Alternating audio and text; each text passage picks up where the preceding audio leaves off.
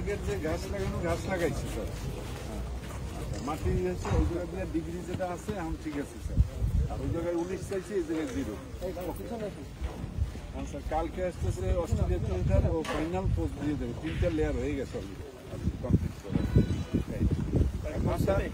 আচ্ছা না, এই যে এটা এখন পানির লাইনটা হইতেছে, পানির লাইন দিলে পর আপনার গাছ কাটতে হবে 2-3টা।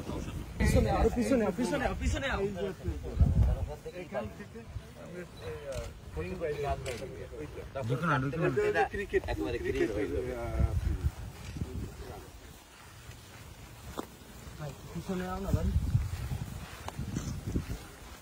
সেপ্টেম্বরে স্যার খেলা দিচ্ছি। এটা India Pakistan under 19 women's programme দিয়ে কালকে আইসা এটা একটা ফিনিশ করিয়ে দিয়ে ওই ডিগ্রিগুলো রড দিয়ে রেখে দিচ্ছি আমরা। আমাদের টিমটা ওরা রাখছে এখানে এই ডিগ্রি অনুযায়ী এদিকে পিস হয়েছে। তো বাংলাদেশের ভিতরে বাংলাদেশের মধ্যে বেস্ট পিস পিস এটা হয়ই নেই বাংলাদেশে। অস্ট্রেলিয়ার যে ক্রিয়েটার ও এই ফার্স্ট টাইম দেখেছে। এটা 4টে লেয়ার হয়েছে। লাস্ট লেয়ার দেওয়ার জন্য ওরা সব ডিগ্রি করে রাখছে। কালকে 3 দিন হতে লাগবে। এই আমাদের কথা হচ্ছে স্যার, আমাদের এই যে প্যাভিলিয়ন স্যার, প্যাভিলিয়ন মানে স্যার ইন্টারন্যাশনাল খেলা হওয়া খুব কঠিন। প্যাভিলিয়ন বিল্ডিং একটু দ্রুত কাজ চলতেছে এখন।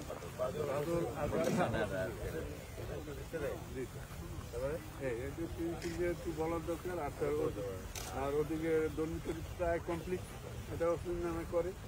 আর ওই জায়গায় স্যার একটু ডিস্টার্ব ছিল ইনডোর। আর 40 ফিট হ্যাঁ ইনডোরে ছোট হয়েছিল, এটা 40 ফিট আরো বাড়াইয়া প্রায় 7 ঢালাই দেওয়া করছে। ওইটা কি 40 ফিট? হ্যাঁ ঠিক আছে।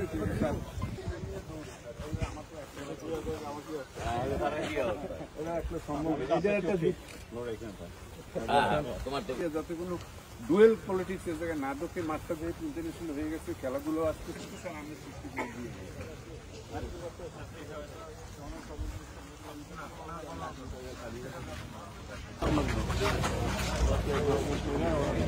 আমি নাম্বারটা মেসেজ দিচ্ছি।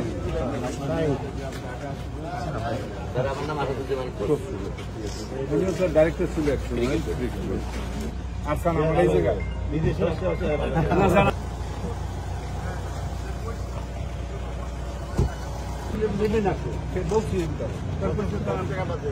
স্যার এই জায়গায় 2টা পিস 2-4টে প্র্যাকটিস পিস প্রায় 20 লাখ টাকা লাগবে। এই যে একটু করে দিলে স্যার লোকাল লিগটা চললো, তাহলে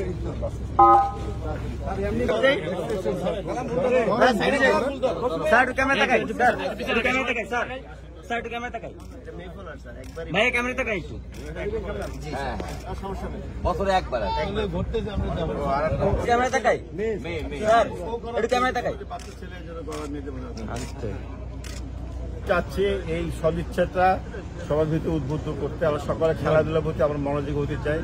এখানে আপনারা জানেন আমরা যে এখানকার যে একজন ব্যবসায়ী আছে মিস্টার মিজান, উনি অনেক উদ্যোগ নিয়ে আমরা বিপিএল আমরা এবার আমরা চ্যাম্পিয়ন হয়েছি।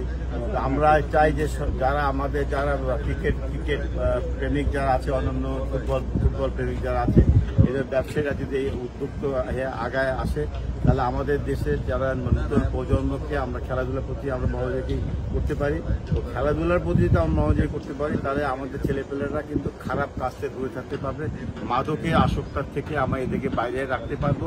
এবং এটা দেশ গঠনে মাননীয় প্রধানমন্ত্রী যে স্বপ্ন 41 সালে সমৃদ্ধশালী দেশ গড়তে, সুস্থ সবল সুনাগরিক আমরা গড়ে না তুলতে পারলে আমরা সমৃদ্ধশালী আমরা দেশ গড়তে পারবো না।